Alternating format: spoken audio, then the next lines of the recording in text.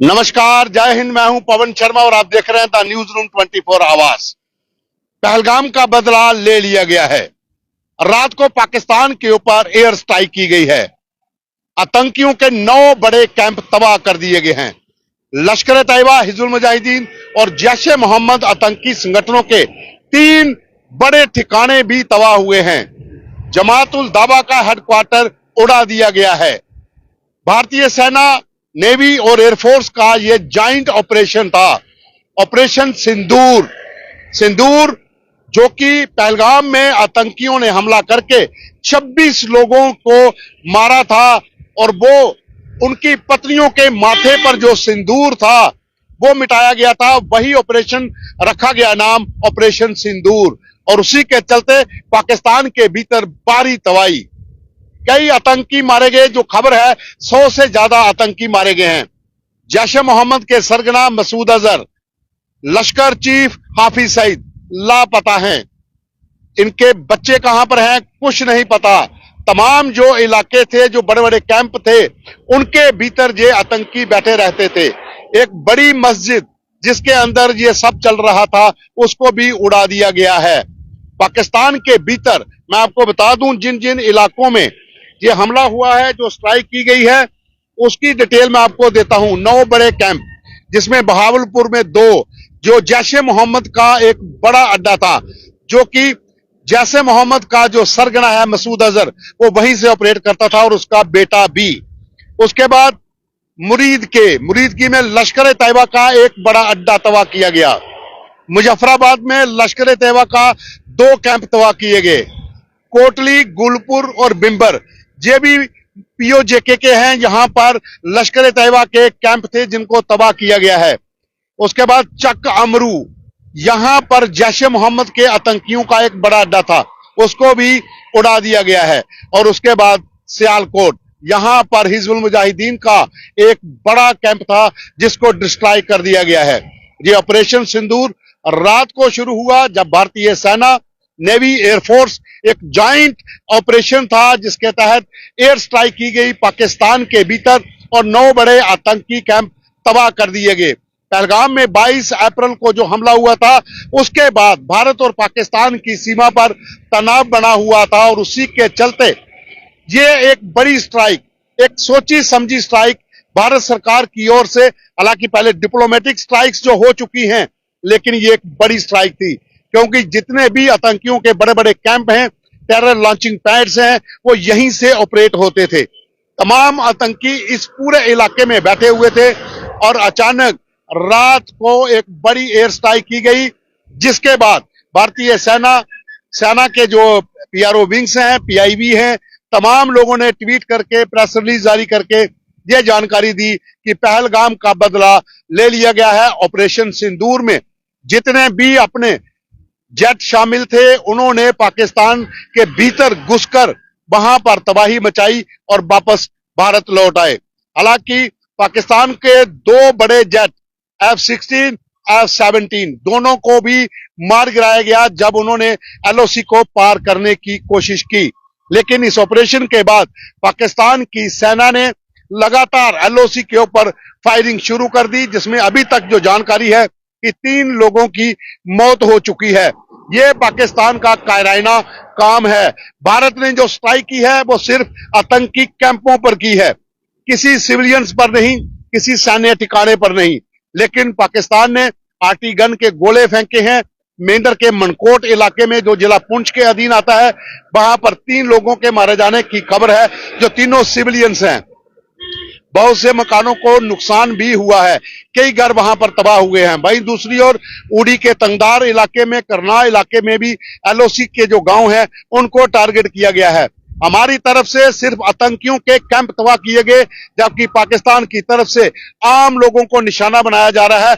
LOC के ऊपर लगातार फायरिंग की जा रही है। रजौरी, नौशहरा, सुंदरबनी, अखनूर, मेंढर, मनकोट, पुंछ, जो पूरा कृष्णा घाटी का इलाका है, वहां पर पाकिस्तान की तरफ से बहुत ज्यादा हैवी शेलिंग की गई, आरटी गन का इस्तेमाल किया गया, कई घरों के ऊपर आकर गोले गिरे हैं।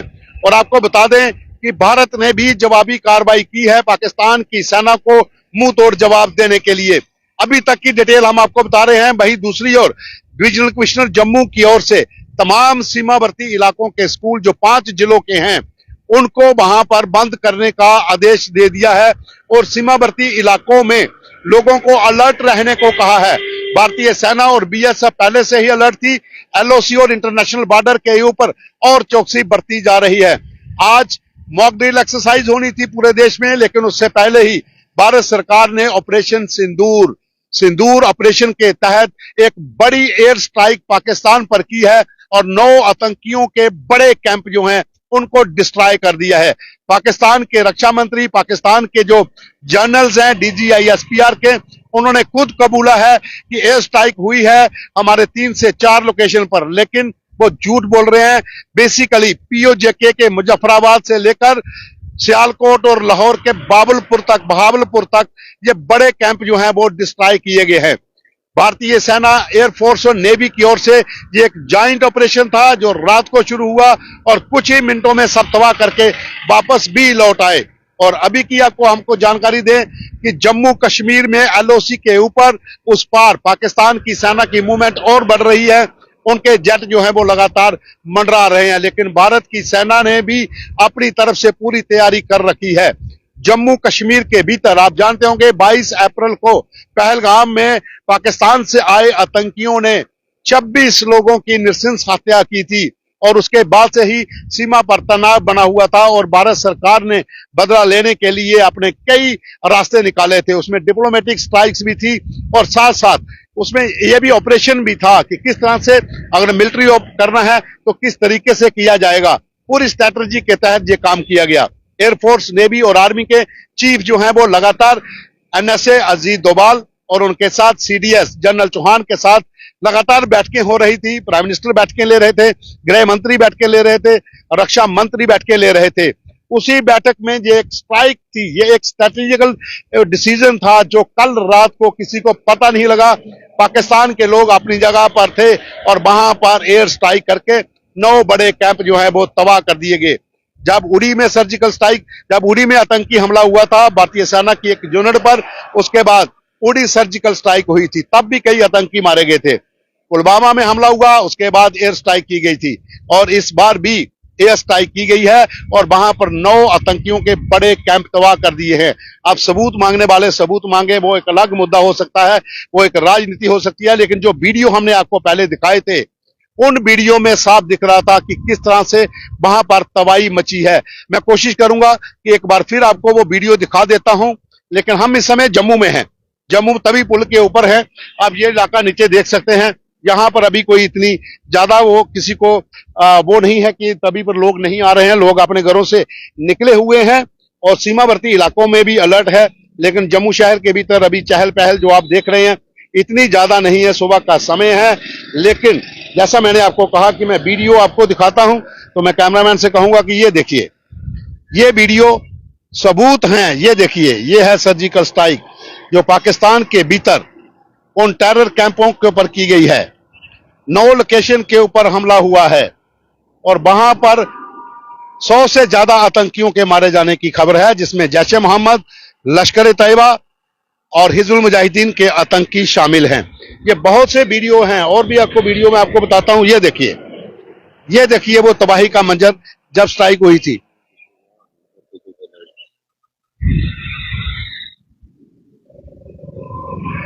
तो ये वीडियो थे जो हमने सुबह भी आपको दिखाए थे जब हमने पहले लाइव किया था।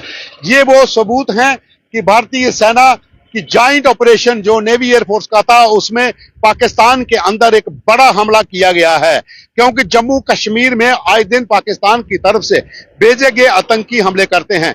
इन्फिल्ट्रेशन की कोशिश होती है एलओसी पर भी और इंटरनेशनल बॉर्डर पर भी, लेकिन पाकिस्तान को हर बार मुंह की खानी पड़ती है। 3 बार स्ट्राइक हो चुकी है, अब एक और बड़ी स्ट्राइक की तैयारी भी हो सकती है।